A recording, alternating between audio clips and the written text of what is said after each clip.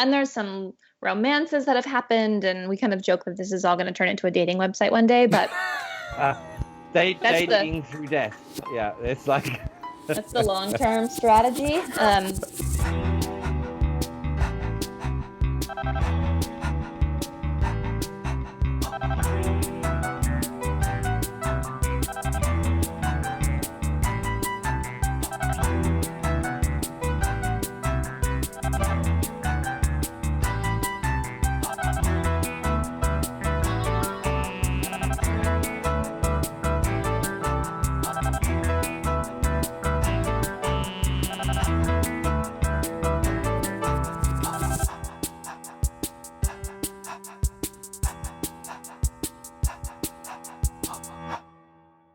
Carla Fernandez is the co-founder of The Dinner Party.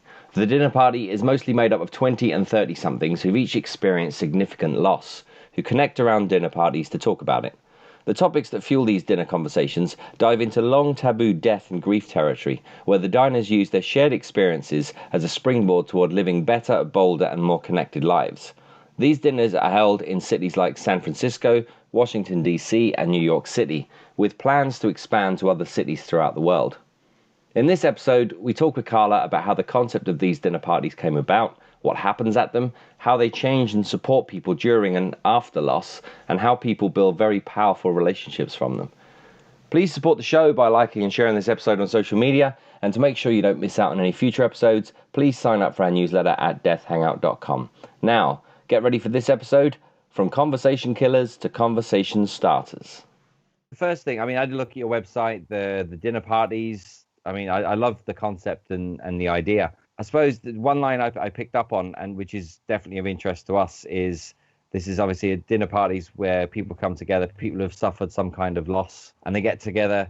And just to read what was written here, because I just love the way it was put. It was to share their experiences as a springboard toward living better, bolder, and more connected lives. Tell us more about that. Long story short, we started the dinner party very much by accident. We weren't setting out to start a nonprofit or build a movement. It was a group of friends, soon-to-be friends, who had all experienced a loss and felt like they needed a place to talk about it that wasn't in a circle of metal folding chairs in a church basement where sort of most support groups happen, and wasn't sort of on an online forum or wasn't in the sort of one-to-one privacy of a therapist's office where people are often so hungry for the feeling of connection and conversation instead of sort of the monologue.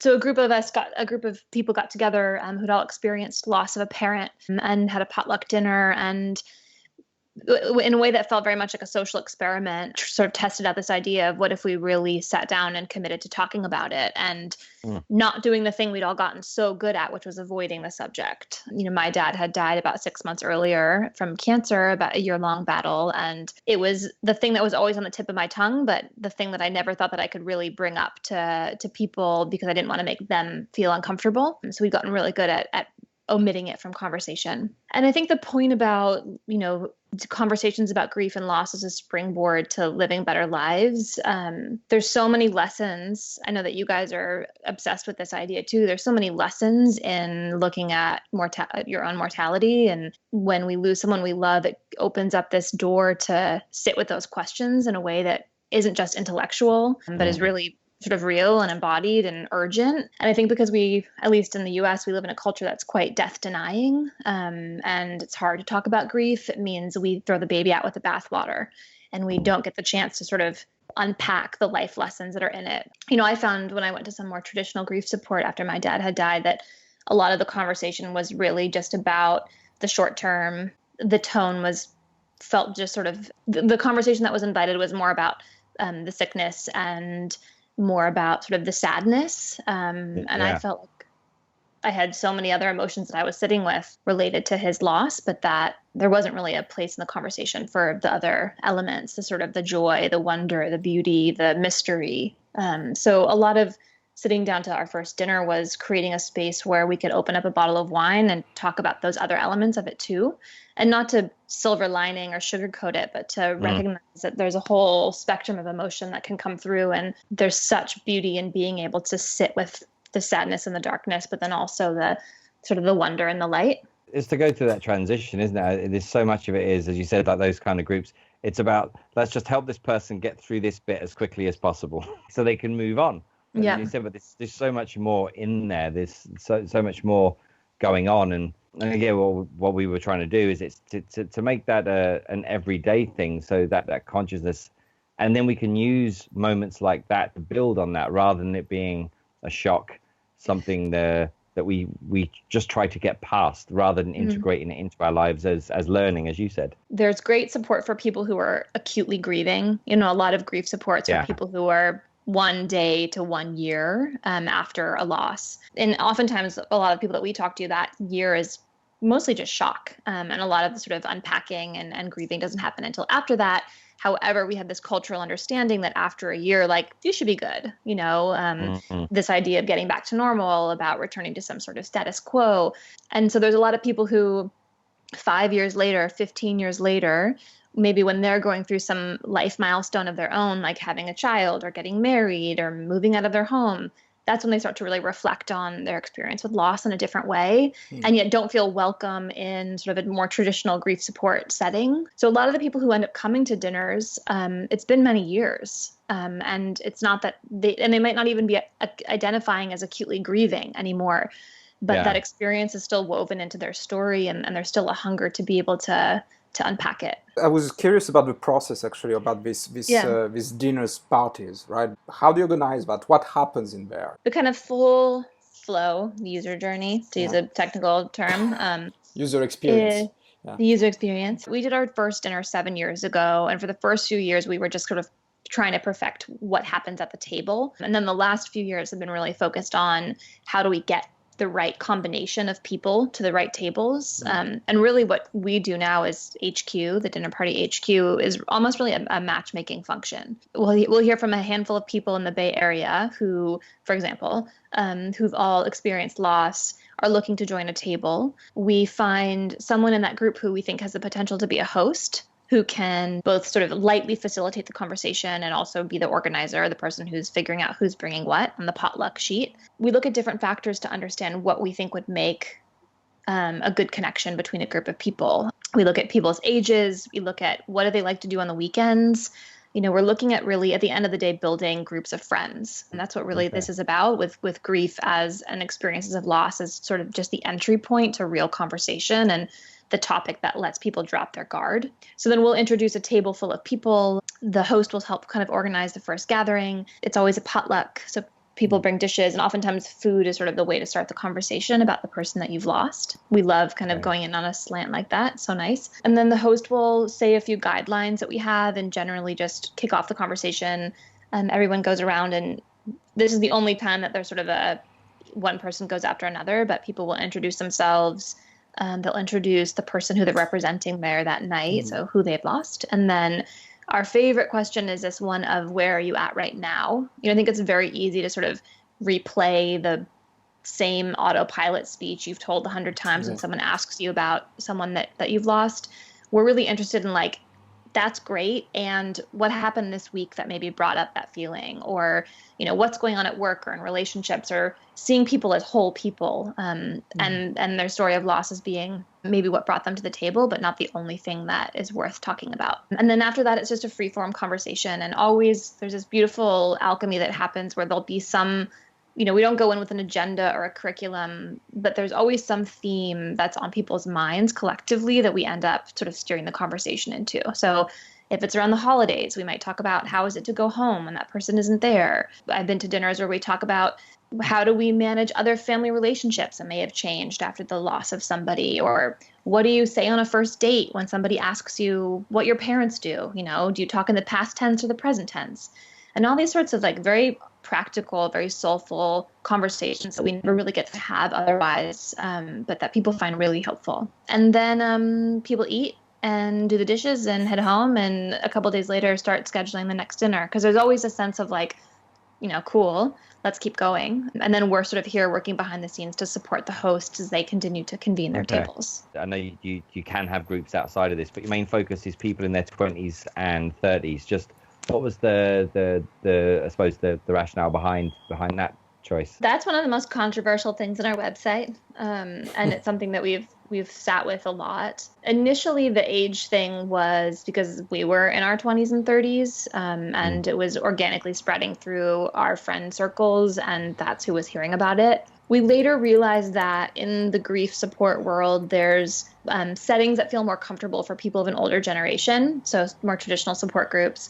There's really amazing work being done to create places where kids can be kids. So Camp Erin, for example, is a camp where kids who've lost a parent can come together and have like a summer camp experience where they're expressing grief and working through that.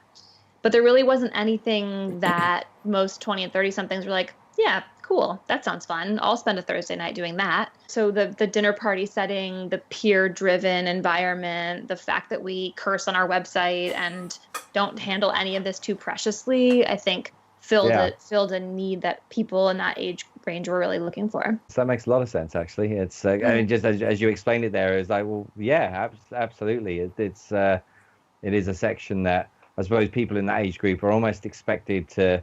They're old enough to be able to make sense of it, young enough to have plenty of time to get over it. So maybe it's just a lost sort of generation there in the middle. Yeah, it's definitely there's something there for sure, and I think it's also the time in our lives where we don't live at home necessarily, but also don't yet have a family of our own and are sort of figuring out who we want to be. Oftentimes people who come to the table are the first in their friend circle to have experienced a loss. All their other friends who they might relate to on every other facet of their lives, suddenly there's something that they can't find support through. We weren't setting out to like design a program for people in their 20s and 30s. We just created the thing that we felt like we needed. And then looking back, there's actually a lot of, it makes more sense now than it did then, to be honest. You said you were doing like matching people or matchmaker. Yeah. So that's something like it's ringing a bell in me. So do you think that we cannot talk about death with everybody? Do you have to have a certain acquaintance, like something which is you can relate? Yeah, it's something that we're very actively in real time learning a lot about as we do it. We talk a lot about how the dinner party isn't here to stop grief. We're not here to make solve or fix grief. We're really here to remove the sort of social circumstances that make grief a hell of a whole lot worse, which really is all about social isolation and really about the fact that people are sort of grieving in silos and alone from one another. Here's the one human experience we will all go through, and yet we don't feel like we can talk to each other about it. Frankly, getting any two people together to talk about this, I think is really important and a benefit. But we have found that by matching people together who have more things in common than just the fact that they had a parent die means that there's more things to talk about when they're setting the table. There's sort of more likelihood that these connections won't just be a one-off, like, oh, that was nice, but more like, hey, I'm actually going to call you when I'm having a really hard day because I feel like you're actually a friend. And at the end of the day, that we're realizing that the work that we're doing is really about helping build micro communities of people who really care a hell lot about each other, and who will show up for each other, and using sort of grief as an entry point into that kind of relationship. As we started to grow, we were a little bit nervous. We're like, oh my gosh, is this going to lose its heart and soul? How do we scale this thing while remaining human? But what we're finding is that the more people that we get to apply to join a table, the more we're able to match people based on other interest areas. So there's a table in the Bay Area of people who love mindfulness and meditation, and they start their dinners with a meditation. On the East Coast, there's a women of color table for women who really want to be with people that they feel that connection with. In New York, there's a table of people who are all comedy writers. That sounds like a good one. That sounds like a good one, right? So it's at the end of the day, we're really here to help people build meaningful community beyond just like the Facebook friends that don't really mean anything, and beyond just having a common grief experience. And we find that connecting people with other similarities is helpful too. It's a vulnerable thing, so I suppose familiarity brings some kind of comfort. So even any kind of connection at all makes it a safer space then to have the harder discussions. If the first thing, as you said, if the only thing you've got in common is that experience, then it's the only place to start the conversation. Makes it something that's already difficult even more difficult. And we've also found that age is an interesting thing for us to play with. We think that intergenerational when I say we, there's a team of us working together. I don't want you to think I'm a crazy person who talks in the third person, just so you know. But we've been learning, I think that intergenerational conversations are really important around loss, and we've done some of those. That's a fascinating rabbit hole of how is it different for me losing my dad, compared to how it was for my mom when she lost her dad when he was 90. But what we've also found around the dinner party table is that someone who's in their early 20s is going through a completely different phase in life than someone who's in their early 40s. And that can really affect the experience of grieving. If you're graduating from college and you lose your mother is quite different than having your first child and losing your mother. And pairing people who are going through similar life phases and are kind of asking similar questions ends up really focusing the conversation around where people are feeling the most sort of like tension or energy. That brings me a question about this young generation and their relationship with death. Believe it or not, even if we look very young, we are in our 40s, right? So we are not in our 20s and 30s, right? So, and I'm just wondering, what is this relationship, like the millennials and the Generation Z, I believe, with death? How do we react with death? Are they more open? Are they more closed? What have you found out? So yeah, when we look at the sort of generational differences, we're learning a lot as we go, but they're very real. Even just the fact that our organization is all about real talk and getting people together to have the kinds of conversations that our parents' generation maybe wouldn't even have ever fathomed having. And not to say that this is better than sort of a more private approach, who's to say, but there's definite generational tension in that, of people wanting to be able to talk about this and not having the spaces built where that conversation can happen.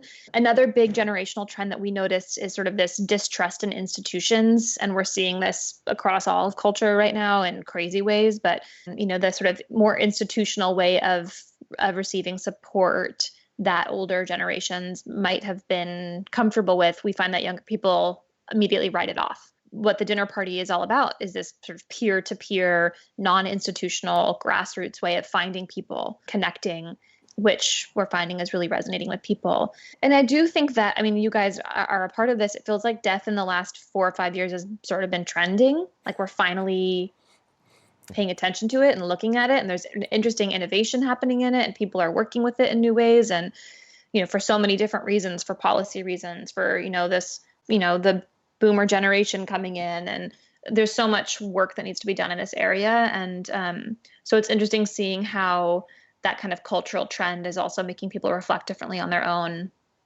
mortality and how they want to relate to their own experiences with loss. What's happening in there? Like these exchanges. What is the experience? Do you hear any stories? Do you have any stories to share maybe with like what happened? Like every dinner is totally different and unique, which I think is so beautiful. There's also a Vegas rule of what happens at the table stays at the table. But that being said, there are a few anecdotes that we love to share, mostly around the friendships that emerge, which are, these powerful friendships that I think can only happen once you've taken the thing that you've been hiding and finally put it out on the table and have someone look at it and say, like, you know what, me too. And that feeling of like not being alone, and the feeling of grieving is hard enough as it is, but the sort of the shame and the confusion that can get layered on top of it of like, am I doing this right? Or is this weird? Or it's been 2 years. I thought this was supposed to be over in 1 year. There's so many sort of cultural misconceptions and myths around it that the stress of grieving can actually be more intense and more detrimental than grief itself. Do you guys know Elisabeth Kubler-Ross? Yeah, so, absolutely. Amazing woman, amazing doctor. One of the things we've learned in our last few years is that her research, she coined the 5 stages of grieving. And oftentimes if you ask someone like, what do I expect? What should I expect when this happens? That's the only piece of science that they can really grab onto. But in truth, Elisabeth Kubler-Ross was researching with people who were dying. And those 5 stages were relevant for people who were preparing for their own death. And later got extrapolated to people who were grieving. But it's always so like strange and fascinating to me that the one piece of science we can hold on to wasn't even originally research conducted for people who are grieving. And I think it creates this sort of perception that grief is linear. Once you check the acceptance box, you'll then check the bargaining box, and then you'll be done. but that's so not the case. A lot of what ends up happening at dinners is people realizing that they're not alone in the fact that like it's actually more of a circular experience that they're going through, or they maybe felt all 5 of those stages in like one instant. And that doesn't mean that they're a freak. It means that they're a human being. So we had one story that I love of a dinner party, or I think it was in a table in New York. The dinner was sort of wrapping up and they were talking about upcoming plans. And one of the women said that she was going on a trip to Costa Rica in a few days. And another woman at the table had been having a hard week, and sort of that sounded really good all of a sudden. And the woman across the table invited her to come, like somewhat jokingly, but like, why not? Later that night, she emailed her boss and got permission and booked a ticket the next day. And they went on a trip to Costa Rica together for a week, which is like, you know, in what kinds of moments can we feel so quickly connected to strangers that we would not consider them strangers at all, but decide to sort of adventure with them spontaneously. And there's some romances that have happened, and we kind of joke that this is all going to turn into a dating website one day, but dating through death. Yeah, it's like that's the long-term strategy. Yeah, there's so many lovely anecdotes like that of people feeling like they've found their people and feeling like they've found friends that they can share their full story with. And the conversation often isn't about, you know, after the first 2 dinners, they're not about the accident or the diagnosis or the death, but about life after. And how do we, you know, to the question you asked earlier, now what? And who am I because of this? And what does it mean for me to live well? And how do I have a community around me that can really support me and hold me accountable in that part of it? Another line on the website which really grabbed me, so you say the lessons we took away from the loss of a loved one are not so much about death, but really about how best to live. So just are there any common lessons that are coming out of that? Could any of those that you'd be able to share with us, just in terms of the actual lessons people are learning? Just the secret to living a good life. That's all you want. Yeah, that's it. Yeah. In 3 steps, please. In 3 steps, you know. Well, I've already trademarked it, so you'll have to run it by my lawyer.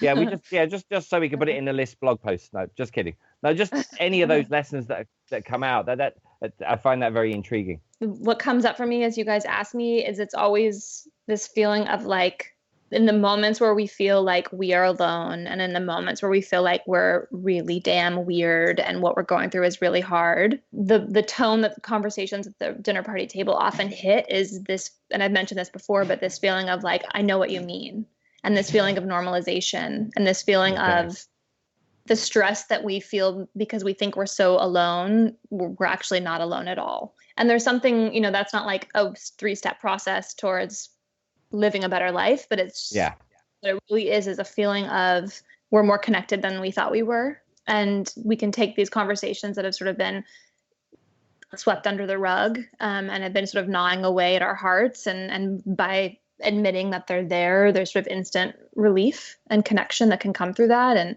we can take and this is what we're really excited about, is like, how do we take the things that have always been conversation killers and actually use them to be conversation starters, and through that create some of our deepest, most meaningful relationships. So, you know, we're really excited about collective care and this idea of the best way to take care of yourself is by taking care of one another.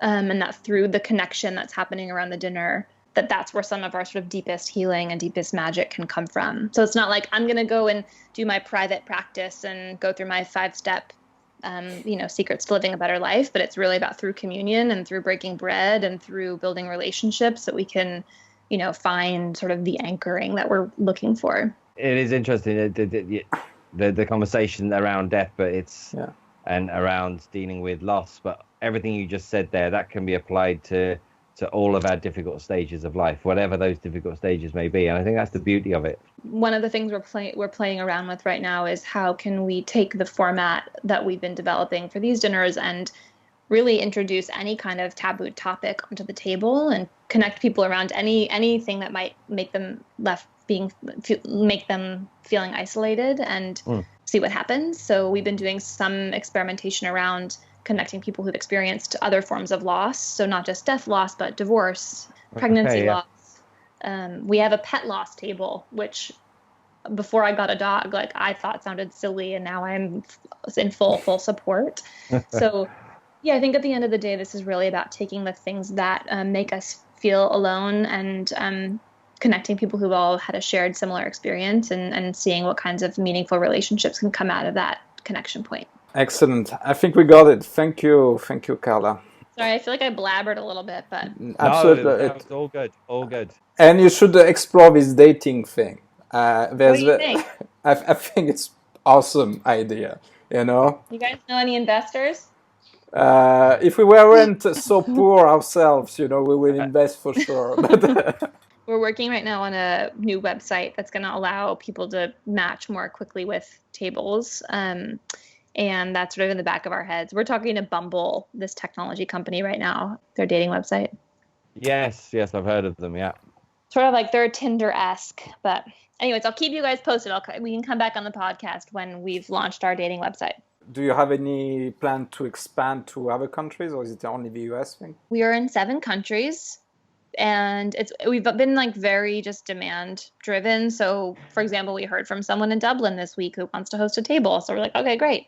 So we'll, screen them and train them. We have tables in India, Korea, Guatemala, Mexico. Most of the other countries, there's like just a handful. But yeah, that's sort of the next frontier for us. And that brings up a whole, I don't know, we're done talking about the stuff, but I'm just so obsessed with this stuff.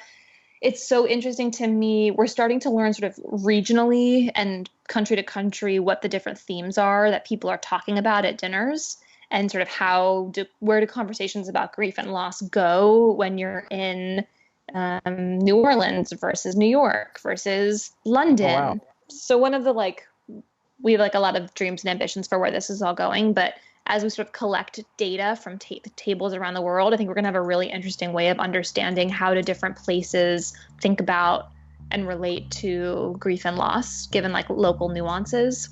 Any obvious ones coming up? Just because I find that fascinating that the different subjects by region. Mostly what we have so far, I don't have anything good to say around how they relate to death, but we do have funny. It's all anecdotal stuff that our team is just getting to look at. But mostly one of the questions we ask on our Join the Table form is what do you like to do on the weekends? Because we want to know who the whole person is. We don't just want to hear about sort of the loss that they went through. So we're laughing as we're everyone in Nashville loves going to live music on the weekends. Everyone in the Bay Area loves hiking and doing yoga, that sort of thing. So, but we're going to keep watching that data as we get more Join the Table forms coming in, and I feel like there's some cool stuff we could do with that. I'd say it's some fascinating data as that grows. I'd say you'll find there's some amazing things out of that. Thank you very much, Carla. I was still recording, so I think we will keep this piece as well. We hope you enjoyed this week's episode.